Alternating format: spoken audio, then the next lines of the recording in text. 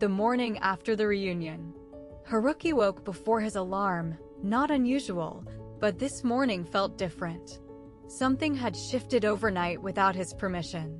He lay still in the gray pre-dawn and listened to the silence of his room, trying to name the feeling and finding, for the first time in a long while, that words did not come easily. Their bench was damp with early dew when he arrived. He sat at the far end, leaving the middle gap between them as though respecting an unspoken boundary. The sakura were still full above, slower to fall this year, and he was grateful for the excuse to look up rather than across. She arrived 7 minutes later than usual. He had counted.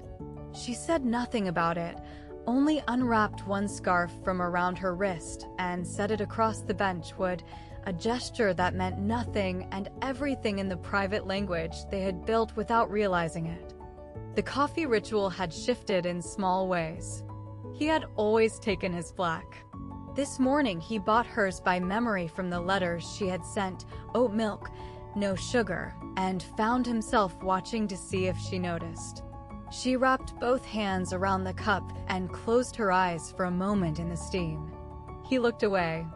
They walked to class through the East Garden path, the longer route neither had suggested aloud. The campus was coming back to life around them, new students with fresh bags, cherry petals underfoot like something the winter had saved up. They were quiet together in the particular way that is different from silence. In class, someone Haruki did not know leaned across and asked Aoi if the boy she came in with was her boyfriend. He was 2 seats away and heard it clearly. He opened his notebook and stared at the blank page, waiting. She said something too quiet for him to catch. He did not turn around. At lunch, he found a note tucked into the front pocket of his bag, one he would not have seen until he was alone. It said only, the coffee was exactly right. No signature. He read it twice, then placed it between 2 pages of his notebook where he put things he intended to keep. The afternoon light slanted long and gold across the library reading room. He had come to study. She had come because she liked the particular smell of old paper. They sat across from each other at a table too wide for conversation, close enough to share the lamp.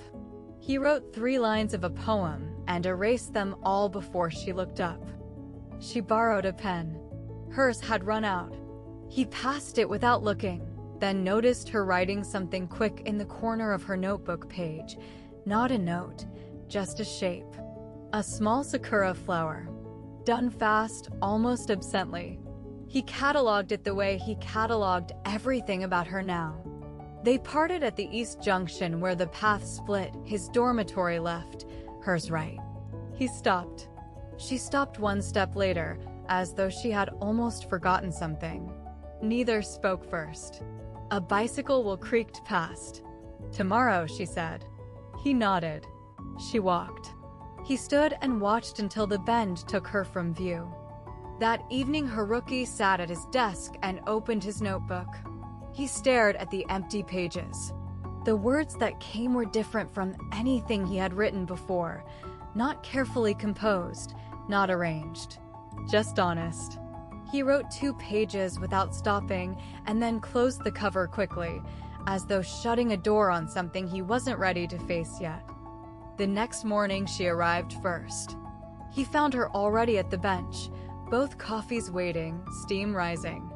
She had bought his order by memory too. He looked at the cup, then at her. She was already reading, eyes moving, giving him time to compose himself in peace. He sat down and picked up his coffee. She turned a page. A 3rd year they both knew stopped to talk to Aoi, old classmate, warmly familiar, the kind of easy sociable warmth that Haruki had never known how to access. He watched them from the bench, cup in both hands, and felt something he recognized but could not explain. He was not angry. He was aware.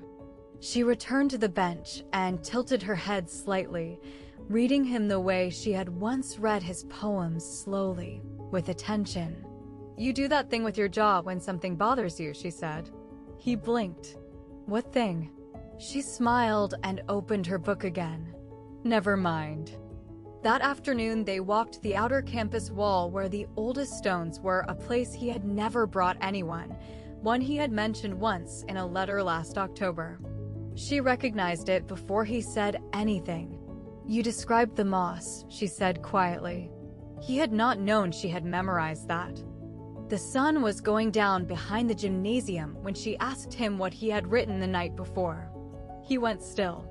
She did not press, only waited with the same patience she always had, the one that made silence feel like room rather than pressure. "Something different," he said at last. She accepted this completely. On their way back through the main courtyard, a new student sat alone on a stone step, notebook on knees, headphones in, watching the world go by with familiar, careful eyes. Haruki slowed. Aoi looked at him, then at the student, then back. She said nothing. He kept walking, but slower. At the evening parting, she paused before the bend. "I was going to tell you something this morning," she said. He waited. "I kept one letter back. I never sent it." She did not explain further. "Which one?" he asked. She smiled, not quite an answer. "Good night, Haruki." And she was gone. He lay awake that night and made a list in his head of all the things he had almost said in the past 2 days. It was a longer list than he had expected. He had always believed himself to be a person made of words. He was discovering that the most important ones were the hardest to write down at all. 3 days after the reunion, neither had named what they were. The bench still held 2 cups every morning. The path to class was always the longer one. He wrote every night, and she left notes he kept between notebook pages. They moved through the spring campus together in the way of people who know exactly where they are headed and are both pretending they do not.